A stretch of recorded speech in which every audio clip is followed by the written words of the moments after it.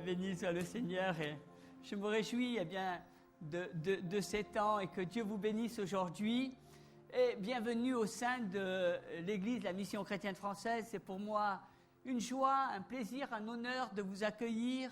Et mon désir est que tu prospères, que tu grandisses, que tu sois l'homme ou la femme ou l'enfant porteuse des bénédictions de Dieu. Tu es la lumière du monde et Dieu a des projets formidables pour ta vie. Si vous nous regardez sur votre petit écran et que vous avez l'occasion un jour de venir dans notre ville de Marseille, cette ville ensoleillée, sachez que vous serez les bienvenus et que ça sera pour nous une joie de vous accueillir.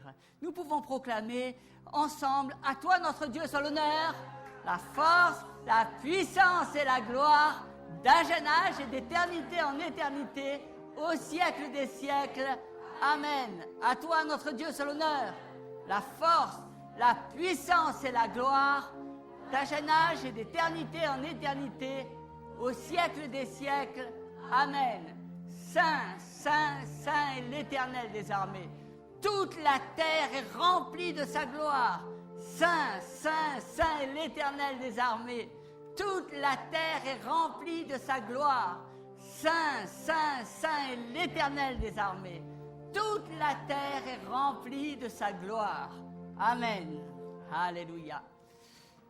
Le temps est un cadeau de Dieu.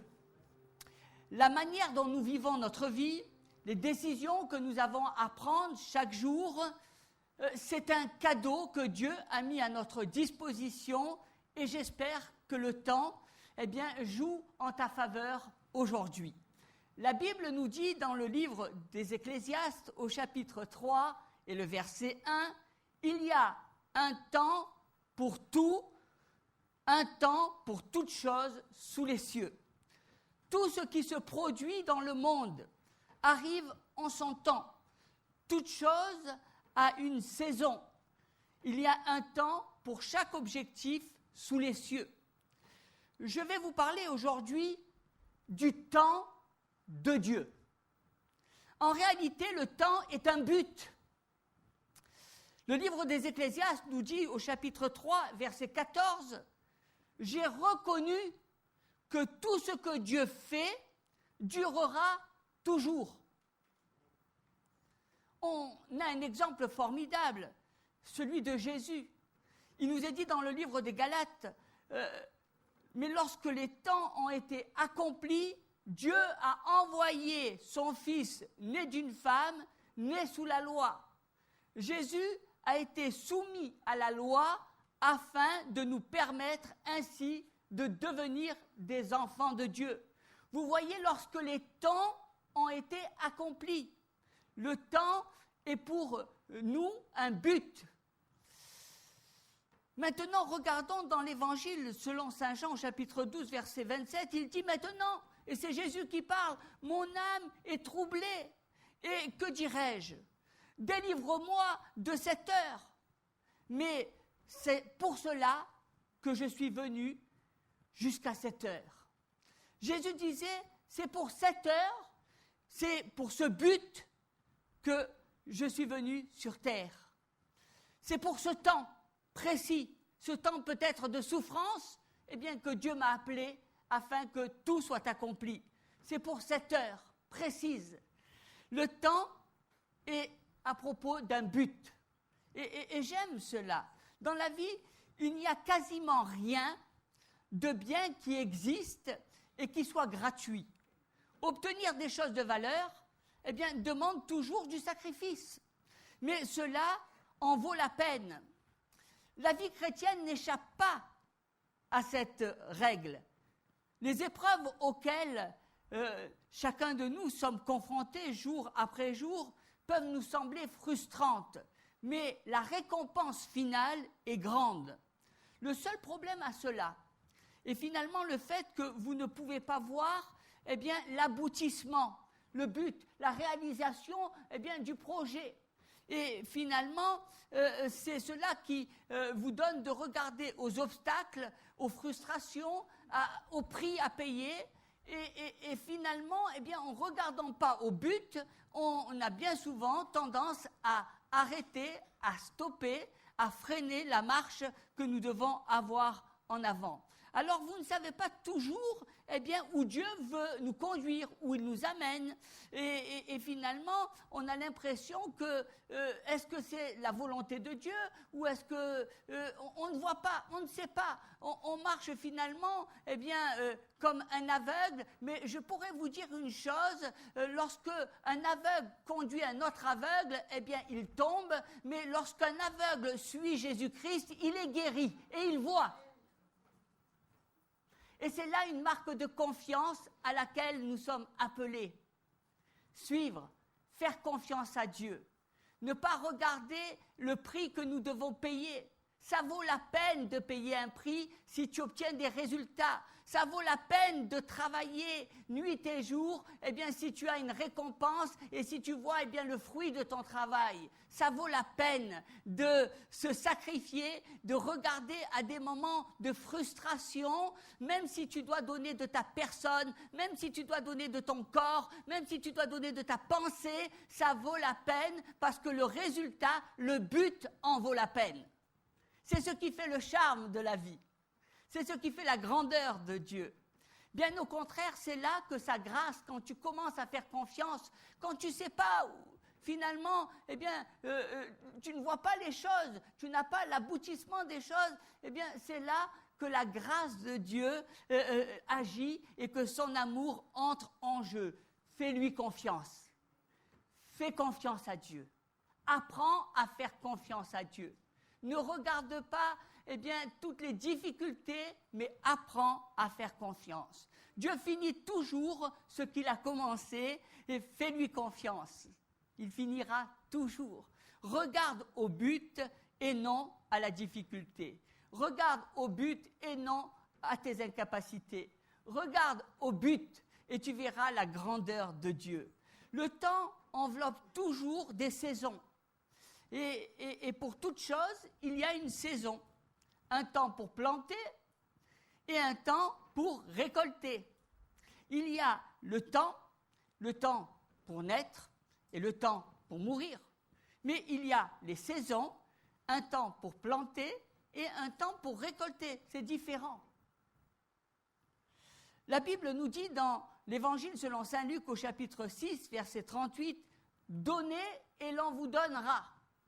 Dieu vous offre de grandes promesses et de grandes bénédictions dans sa parole. La clé de la bénédiction. Si vous donnez de l'amour, vous recevrez en abondance, encore plus que vous ne pourriez l'imaginer. L'amour est la clé. Donnez de l'amour. Donnez de l'amour sans regarder, sans penser à mal. Donnez de l'amour sans limiter votre amour.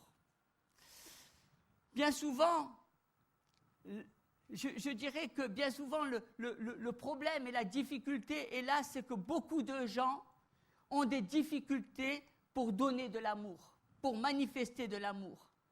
Ils ne peuvent pas recevoir parce qu'ils ont du mal à donner de l'amour. Vous savez que c'est difficile de donner de l'amour? Il y a des gens qui ont des difficultés terribles de pouvoir aimer le prochain, de pouvoir aimer même son épouse, de pouvoir aimer quelqu'un. Ils le gardent au-dedans d'eux, ils aiment très fort, mais ils ne savent pas le manifester. Ils ne savent pas montrer leur amour. Ils ne savent pas concrétiser leur amour. Vous savez, je vais vous apprendre une chose, l'amour, c'est quelque chose qui est créé pour être partagé. Ce n'est pas à sens unique, l'amour. L'amour, tu la donnes et tu la reçois. Tu la reçois et tu la donnes. C'est un partage. Et ce partage, va te donner de faire de grandes choses. On vit dans un monde où finalement on a l'habitude de travailler seul. Pourquoi tant d'individualisme dans notre société? Parce qu'un monde sans amour, un monde qui veut arriver, un monde qui veut progresser seul, un monde qui veut se faire un nom, mais un monde qui ne veut pas travailler dans l'amour et reconnaître son prochain et reconnaître les capacités de l'autre. Un monde qui ne cherche qu'à manifester son ego, à manifester eh bien, que sa propre personnalité.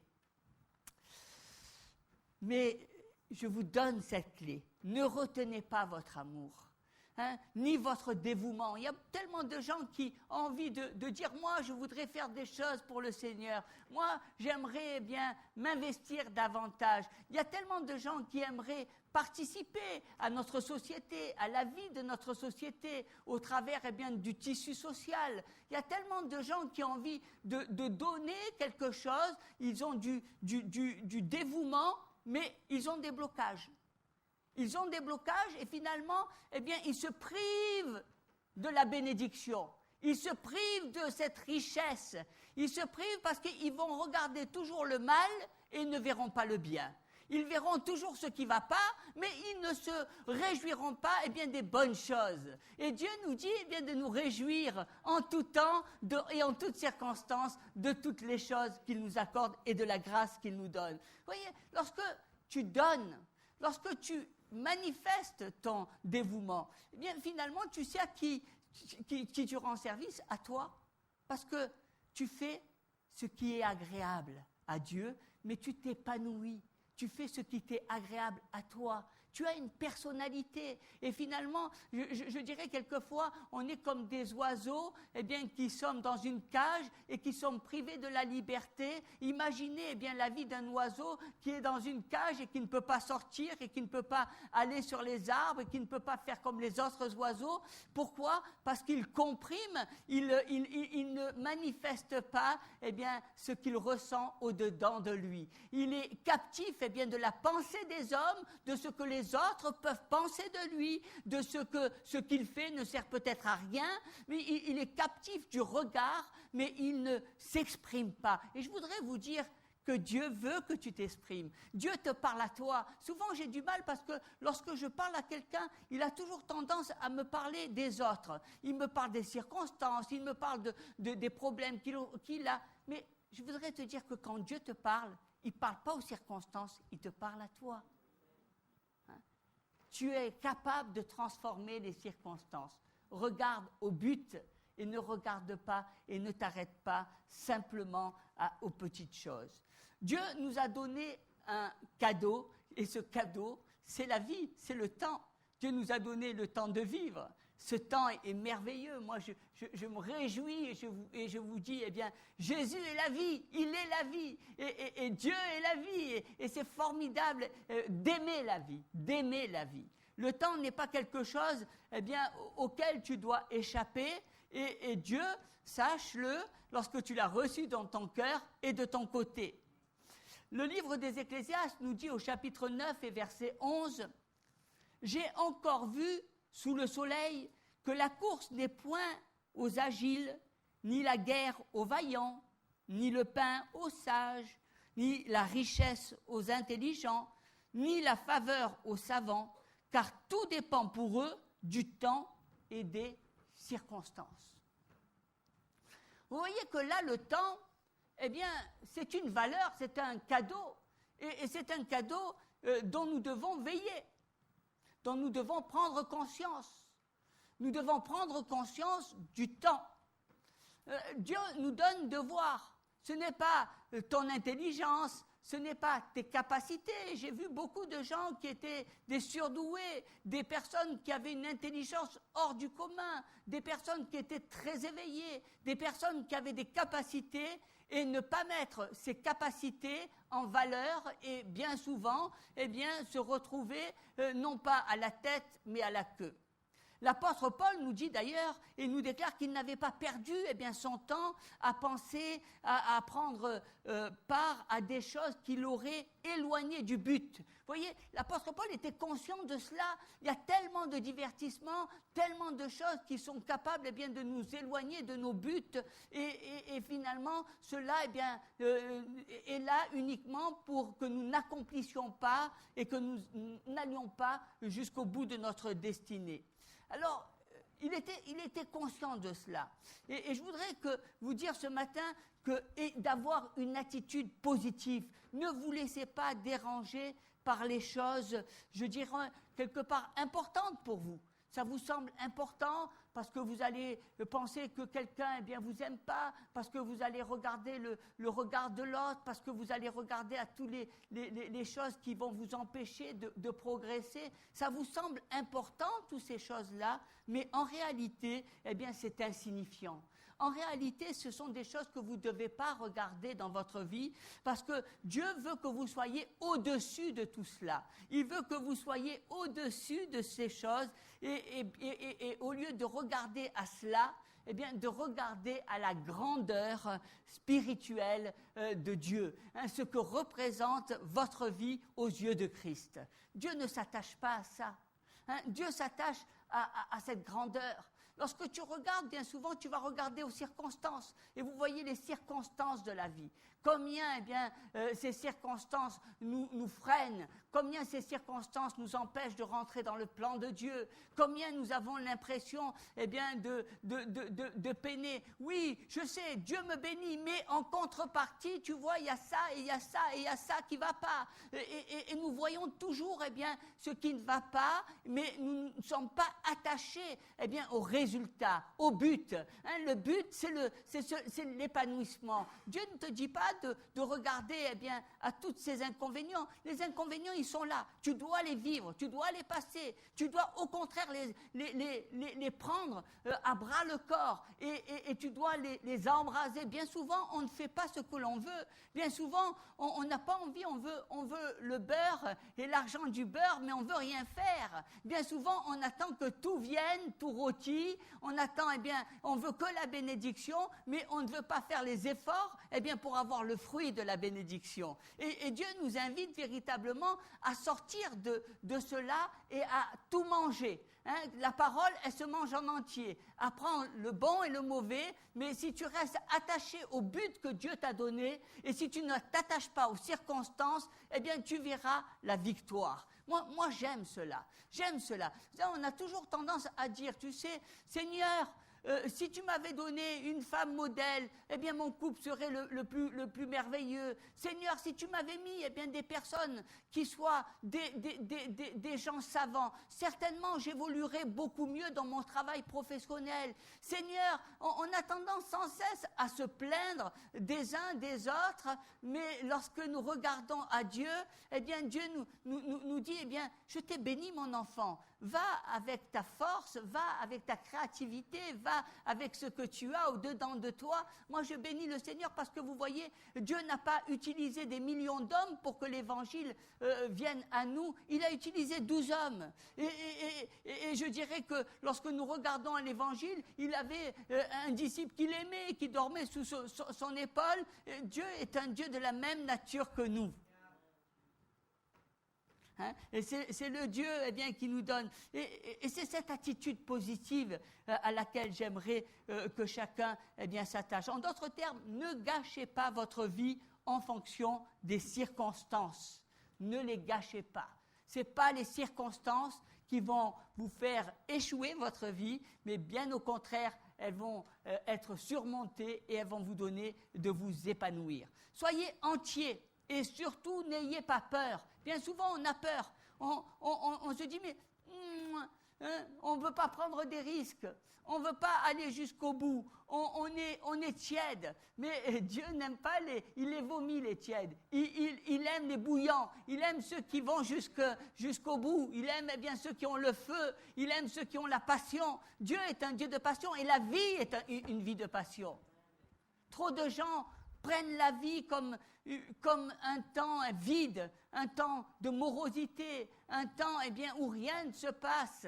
Mais je voudrais vous dire, mes amis, que la vie est remplie de bonnes choses à partir du moment où tu ouvres tes yeux, à partir du moment où tu apprécies chaque instant de ta vie. Soit tu veux vivre quand ces opportunités que Dieu t'accorde ou soit tu vas pas les vivre. Moi je bénis le Seigneur parce que Dieu est un Dieu des circonstances et des opportunités. Il nous donne d'avoir des contacts, des relations. Il nous donne de pouvoir aboutir à quelque chose. Et ce sont des opportunités et les opportunités, il faut pas les rater. Il faut les saisir. Il faut les prendre, les opportunités de Dieu. Parce que les opportunités de Dieu, elles te font évoluer, elles te font grandir. Il y a des opportunités qui détruisent notre vie, qui sont là pour nous ramener plus bas que terre. Celle-là, écarte-toi-en. Mais les opportunités qui te font grandir, qui te bénissent dans ta vie, au contraire, attache-toi à elle, attache-toi à cela. Et crois-moi, il y a un prix. C'est pas parce que tu vas être beau ou belle dans la vie. Je vois souvent des filles qui sont là, qui se disent « Ah, mais moi je suis belle, regarde », qui se regardent à la glace. Tous les garçons vont me regarder, ou les jeunes hommes qui vont essayer d'être les top modèles. C'est pas ça qui va te faire réussir dans ta vie. C'est pas ça qui va te permettre de porter du fruit. C'est pas ça qui va t'amener à réaliser ta destinée dans ta vie. Il ne suffit pas simplement de se mettre de la poudre pour être au-dedans de soi, quelqu'un qui a une vie qui saisit les opportunités de Dieu. Et nous savons bien les déboires que cela peut occasionner. Combien de jeunes filles, simplement par leur esthétique, ont essayé de vendre leur corps et de ne rien aboutir, détériorant leur âme au lieu de s'attacher à ce qui est bon. Tu peux comprendre que le temps peut être ton meilleur ami, mais tu peux comprendre aussi que le temps peut être ton pire ennemi. Plein de gens ne se rendent pas compte de l'importance du temps, parce qu'ils ne respectent pas le temps.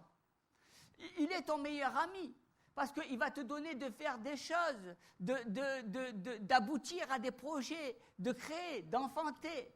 Il est celui qui est à tes côtés lorsque tu as un projet dans ton cœur et que tu veux le voir se réaliser.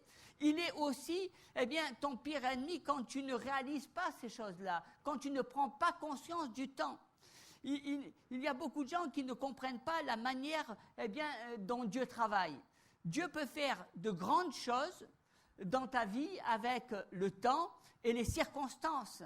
Dieu peut faire quelque chose en 1 heure, en 1 journée, en 1 année, mais ce qu'il fait, c'est pour toujours. Alléluia. Dieu travaille dans le moment.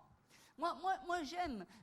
Pourquoi le temps peut être ton pire ennemi? Parce que souvent, on a l'impression que le temps passe et qu'on n'est pas à la hauteur des situations. Et on a tendance à penser qu'on est incompétent. Et notre incompétence, bien souvent, nous amène ou nous conduit à une sorte de paresse. Et c'est au travers de cet esprit qui est dans notre esprit d'incompétence que cela nous conduit bien souvent à ne rien faire. Mais je voudrais vous dire que Dieu vous a donné les capacités. Dieu ne vous a pas donné d'être imparfait. Dieu ne vous a pas donné de ne pas avoir les compétences. Au contraire, les compétences s'acquièrent au travers du travail. Les compétences s'acquièrent au travers de l'expérience. Les compétences s'acquièrent au travers de l'expérience des autres. Les compétences s'acquièrent lorsque tu descends de ton piédestal et que tu cherches les compétences de l'autre et que tu veux apprendre. Lorsque tu veux être obéissant, lorsque tu veux être docile. C'est cela. Les compétences, c'est ce qui va t'amener à vouloir recevoir. On a à recevoir. Tous les jours, tu dois apprendre. La vie, c'est l'école de la vie. Et nous avons tous les jours à apprendre les choses de Dieu. Et moi, je me réjouis parce que bien souvent, on a tendance à faire des caprices, entre guillemets. Oui, je ne suis pas à la hauteur, je n'ai pas été formé, je suis trop jeune, je n'ai pas assez d'expérience. Mais ce que Dieu a mis en toi est quelquefois beaucoup plus grand que quelqu'un qui a beaucoup d'expérience. Il y a des personnes qui sont des professionnels de la musique, des chants, etc.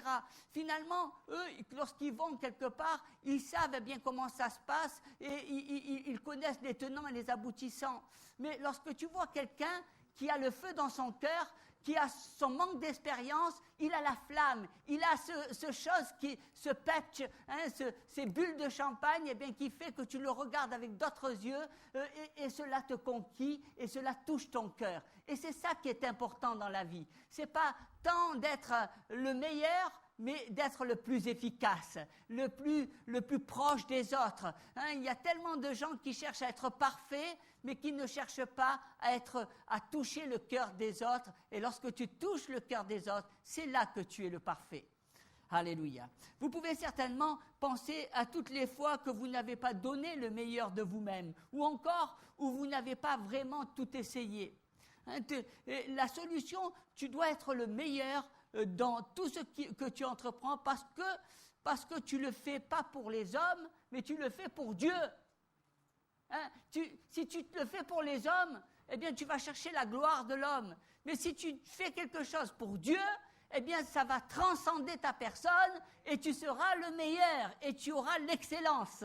Alléluia. Dieu est dans le moment et je dirais, vous voyez le moment, c'est quelque chose. On a vu le temps, on a vu la saison, on a vu les circonstances, et là on voit le moment, un moment précis, un moment de ta vie, eh bien, et Dieu est le Dieu du moment. Jésus viendra de nouveau, comme dans un éclair.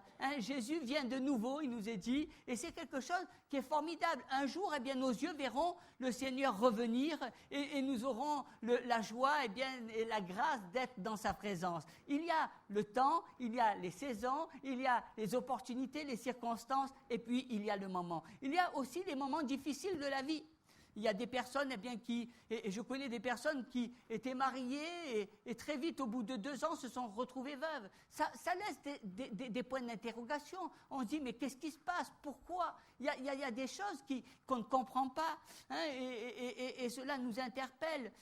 Je pense aussi à Jésus, quand il allait mourir, il s'est mis à prier, et puis on voit les disciples, ils n'ont pas été capables, eh bien, de prier 1 heure. Je pense qu'à ce moment-là, Jésus avait besoin, eh bien, du soutien des disciples, mais il ne l'a pas trouvé. Vous voyez, il y a des choses que nous ne comprenons pas, mais nous devons toujours savoir que le temps est un cadeau de Dieu. Et il nous est dit au psaume 90, verset 12, « Enseigne-nous à bien compter nos jours. » Enseigne-nous. La Bible nous enseigne de bien compter nos jours. Plein de gens ne comprennent pas l'urgence des jours. Je prends des décisions chaque jour. Il se peut que je ne vois pas les conséquences de mes décisions. Nous devons connaître le pouvoir de nos jours.